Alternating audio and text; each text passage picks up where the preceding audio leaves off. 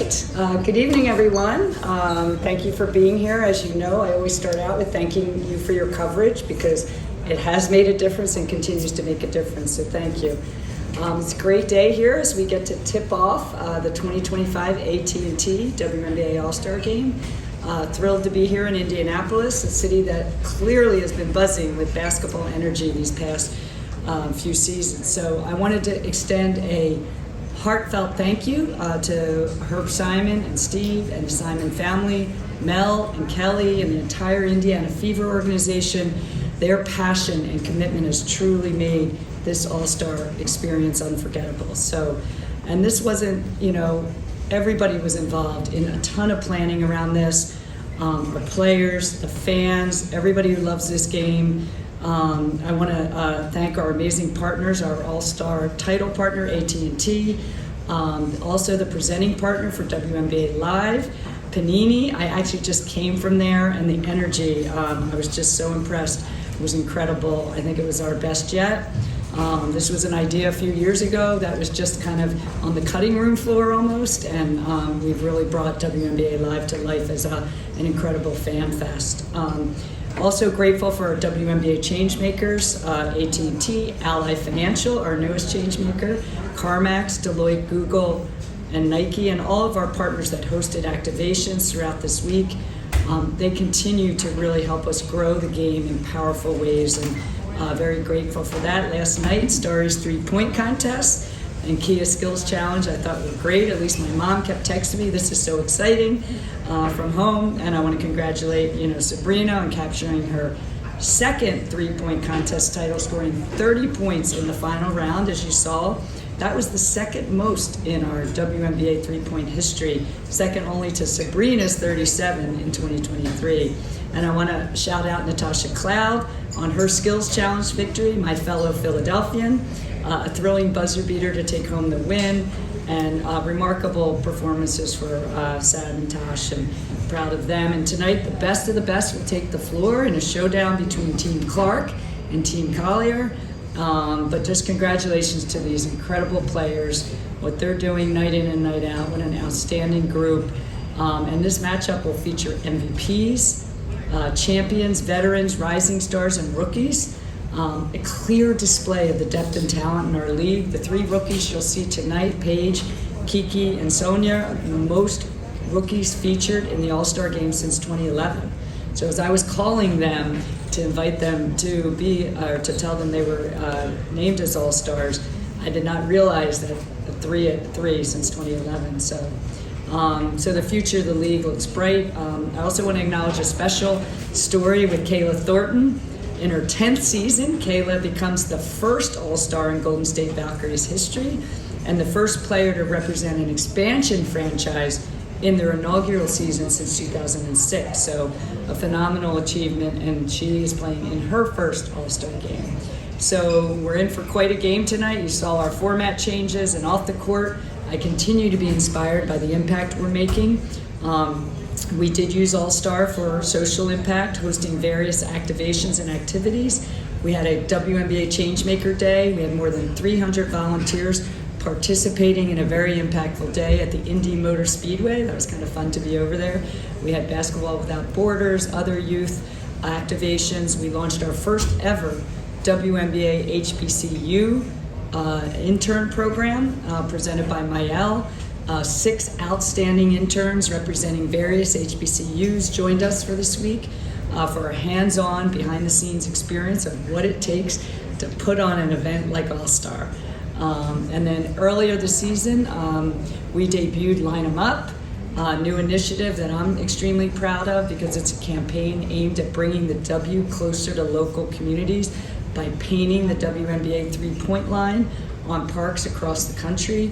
After a successful launch a few weeks ago in New York, we brought the initiative here to All-Star with a Paint the Town campaign, lining up a bunch of parks across Indy. So I think it's pretty cool that young girls and boys now will go to their outdoor courts and be able to see the WNBA line on it. When we tipped off the 2025 season, I was thinking about this on the flight here the other day. We knew we were riding a wave of momentum And over the past few months, we've only accelerated it. So the first half of the season has been filled with historic announcements, record-breaking fan engagement, unbelievable play on the court, and bold steps towards the future of our league. So as you all know, we recently announced 3 new expansion cities, Cleveland in 28, Detroit in 29, and Philadelphia in 30, growing to 18 teams by the end of the decade. We're also looking forward to next season when the Toronto Tempo, and now the recently branded Portland Fire, will officially take the court. And this year's debut of the Golden State Valkyries has set the tone for expansion teams to follow, from consistent sellout crowds of 18,000 plus to major wins over top tier teams. The Valks have shown what's possible when a new team enters with purpose, hires great people. They're providing a great, I think, blueprint for the future. So again, reflecting, coming into the season, you all know I have a mantra every year. This year it was sustain and gain, sustain the momentum and gain off of it. And that's what we've done. So national viewership is up 23% year over year. Attendance is up 26%, the highest in decades. And we're seeing sold out arenas becoming routine. I was at both at Tuesday night's game in Boston and Wednesday night's game in New York. And I mean, these were playoff atmospheres.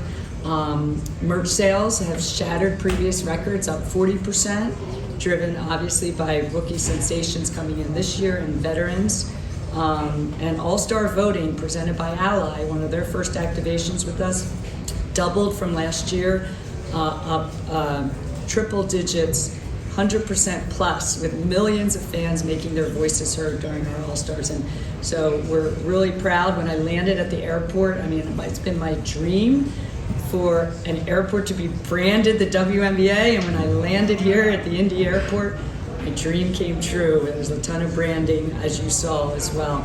And lastly, I do want to share that we had a productive meeting on Thursday with the WNBPA and the players. We're engaged in constructive conversations. I remain confident that we'll reach a new CBA, one that's transformation for the players, teams, owners, and the future of our league. So again, thank you for your continued support and coverage of our league. And with that, I'm happy to take questions.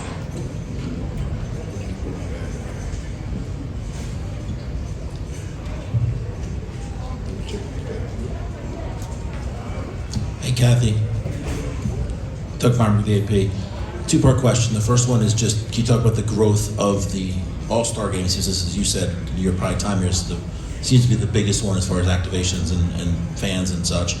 And the second part is, a bunch of players and coaches over the last few days have complained without being fine-worthy about officiating. I just want to see about your thoughts on if officiating is an issue and how it can be improved, because clearly there seems to be problems or disconnect between what players and coaches feel and what officials are actually calling.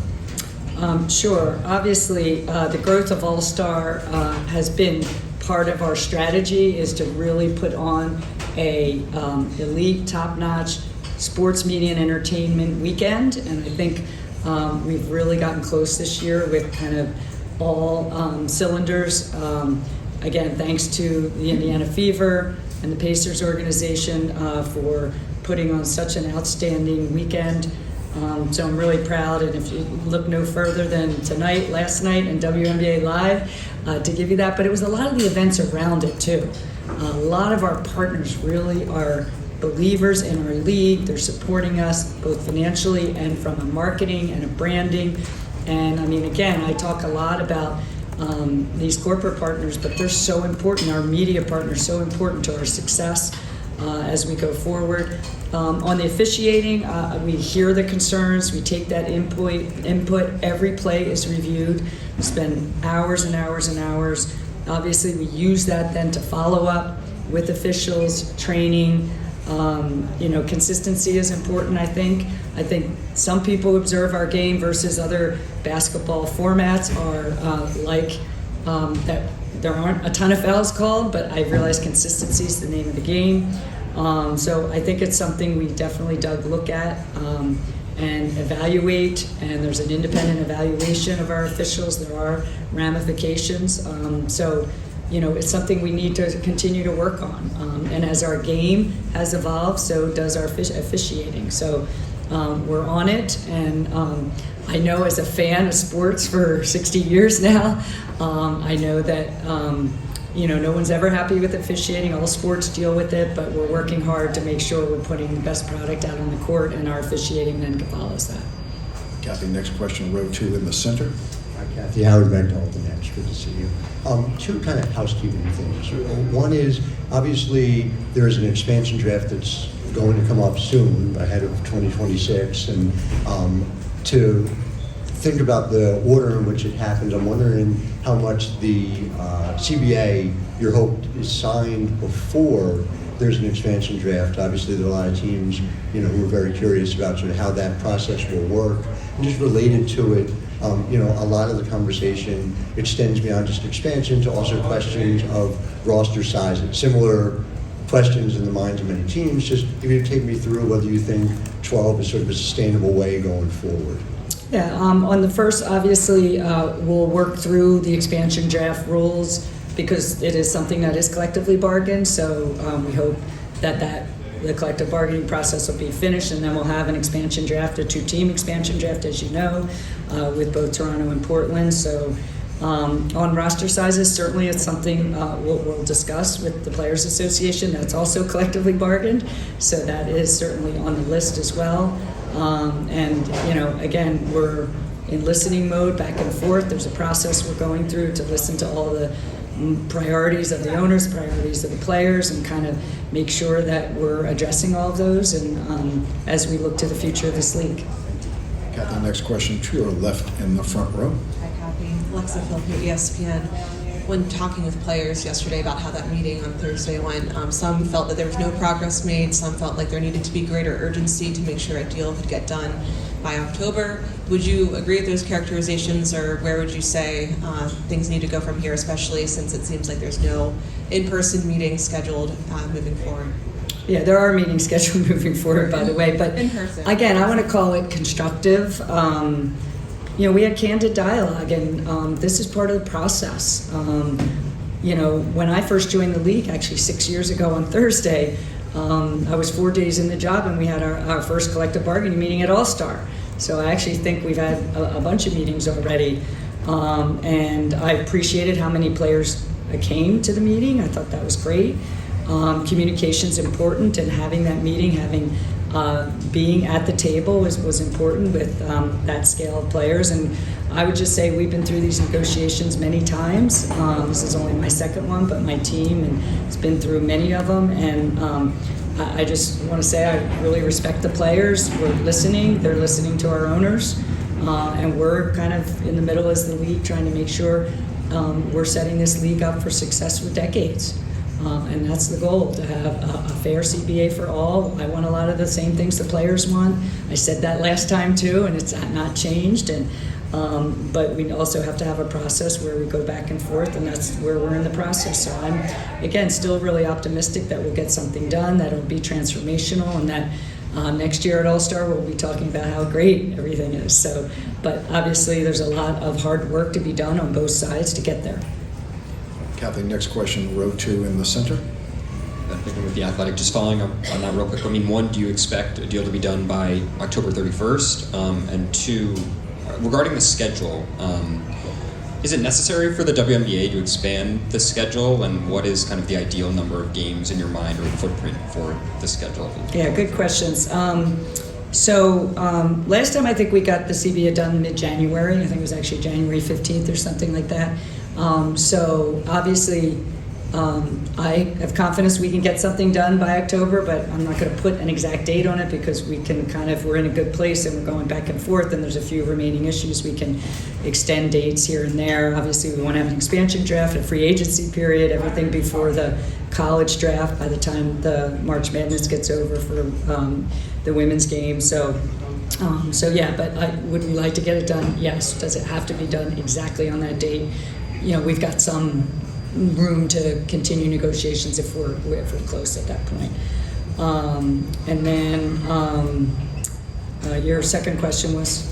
Regarding schedule. Oh, schedule. So, yeah, obviously this year we're playing the max under. We didn't play the max under this CBA, the last CBA of up to 44 games until this year because we didn't have an international competition like the Olympics or the FIBA World Cup.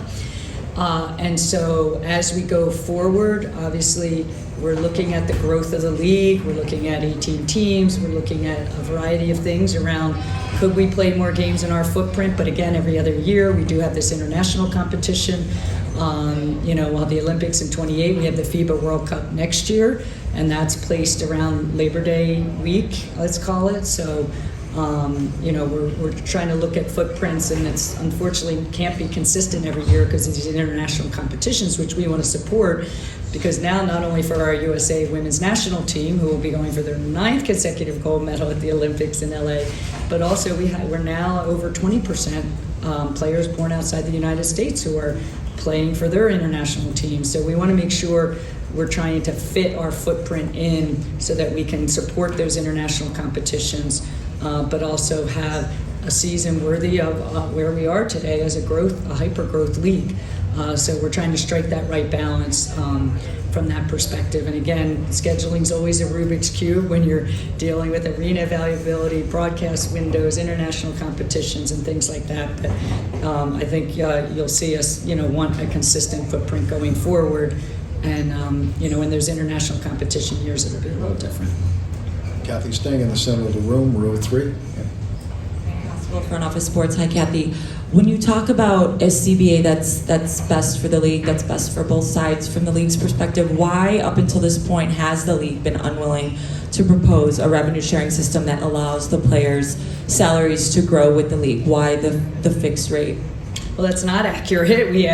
We've been talking about different ways to do revenue sharing. There is a revenue sharing in our existing CBA that is expiring after this season, so we already have a revenue sharing, but we were in a very different place in 2020 than we are in 2025.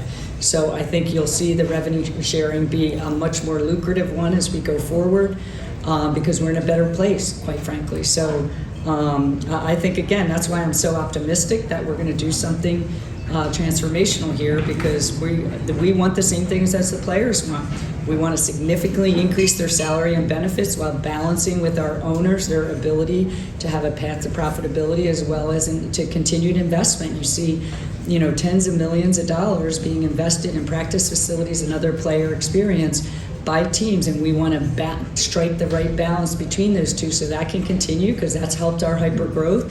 It's helped our free agency. It's helped our players, play in places where they're getting a great player experience. So that's going to continue, I think, no matter what we do here. But it's a balance between those two. But there is a proposal on both sides around revenue sharing. Kathy, next question toward the back of the room, on the left. Right here, Kathy.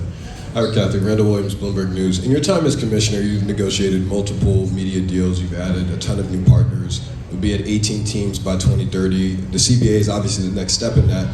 But for you personally, when the CBA is eventually done, what is next for your personal goals for this league? Is it adding that team in Houston that you mentioned? Is it more partners? Is it more investment? What's next for you in this role as commissioner when the CBA is done?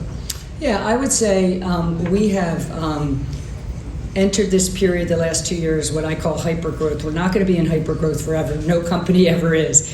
And so it's how to continue to sustain this momentum, gain on it, grow, and ultimately globalizing our game. I've talked about what that means, and it doesn't mean just playing games globally, because a lot of people think that's it. It's actually, we have this enormous fan base. I met a fan today that flew here from Australia just for 2 days for this weekend.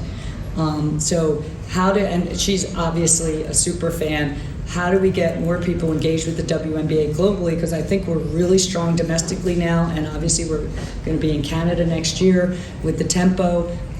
But what's it look like in Europe, Middle East, Asia, Africa? There's a huge amount of possibilities to turn these players into the global household name stars that they've now become here in the United States domestically. So I say that's the next big thing, but we have a variety of other capabilities we're trying to build around data, around fan acquisition, around using that data for insights to bring in more corporate partners at higher evaluations to help our teams grow their corporate partnership base, ticket sales, season tickets, dynamic pricing. So there's a lot of things that we still, obviously, we've transformed enormously, don't get me wrong, over 6 years, but there's still a lot of hard work to be done. And I just come back to the players and the elite level of play they're putting on the court. I mean, I respect what they do every day, and so thrilled to represent them. Because I think they're helping lift all of women's sports and, quite frankly, girls and women in society. So I think it's pretty cool when you walk around WNBA Live, and I was walking behind Asia Wilson today, and how these fans are just, kind of so looking up to her as such a role model, I think beyond just her basketball ability. So those are kind of things, but I'd say the next big one is globalization for sure. So Cathy, next question, row 1 to your right. Hey, Kathy. Kareem Copeland, Washington Post. I wanted to follow up on the schedule question.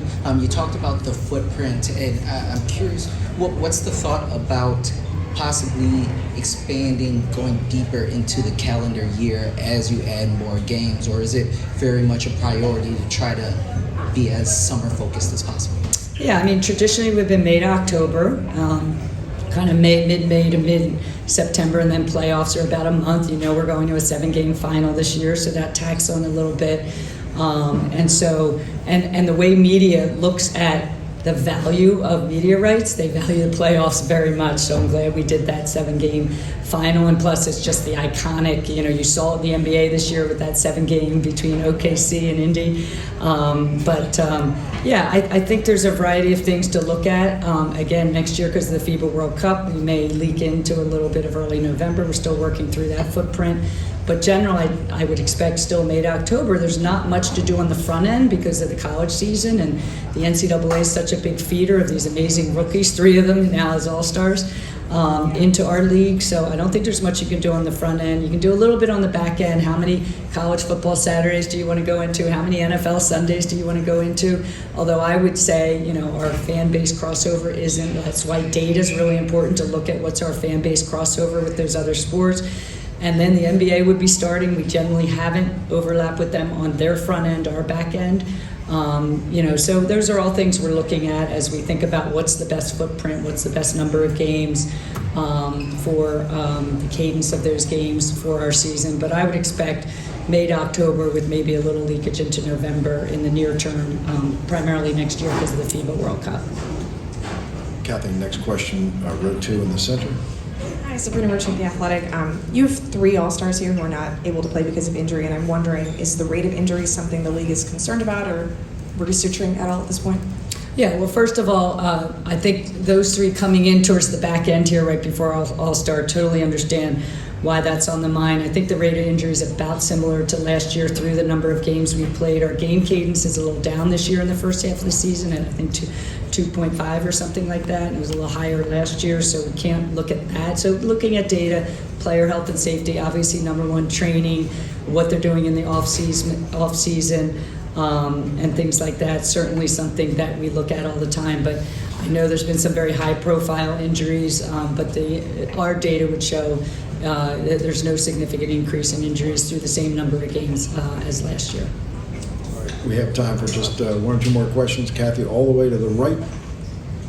Hi, Kathy. Aaron Barthelai from Her Hoop Stats. You've talked a lot about different kinds of expansions. Have you had much discussion about expanding All-Star Friday night, particularly with perhaps like a rookie-sophomore game to showcase the young players that are so popular and kind of helping with that connection from the college level to the W? Yeah, this is a great question because nobody was asking this 5, 4, 3, 2 years ago, but I love that you're asking that. Obviously, last year we did have a third component with the 3x3 game because it was in advance of the Olympics to give the 3x3 team a chance to play against college players. But absolutely, we're looking for more because even after the hour and 10 minutes last night, I was kind of like, these fans want more. And so, yes, we'll definitely be looking at different ideas, different formats beyond the skills and 3-point. And I'm thrilled that, I got a lot of fans asking me that today at WNBA Live. We want more W this weekend, and we're going to look at that and hopefully deliver something in the future on that. This will be our last question. Cathy, all the way to the right in the front row. Hi, Kathy. Nakai Duncan of the Dunker Spot. I want to circle back to this upcoming expansion draft, as you alluded to earlier. It's going to be collectively bargained. With so much of the league hitting unrestricted free agency, how is that going to complicate potential plans or rule tweaks on that front for this upcoming expansion draft? Yeah, so obviously the expansion draft will come first and then free agency. We'll follow that, assuming we follow the same kind of collective bargaining process we've been following calendar-wise. So that'll push more into late January, early February. Hopefully we have the two-team expansion draft by then. There's a lot of things that we're talking about related to that, like you mentioned, unrestricted free agency. Obviously, we have rookies under rookie contracts, rookie scales. Those will be adjusted with the new CBA. So there's a lot of things we're thinking about from that perspective. I would just say stay tuned on that. We're still working through even what the expansion draft would look like in a two-team. If it followed the same as what we did with the Valkyries, you can probably figure out what that might look like.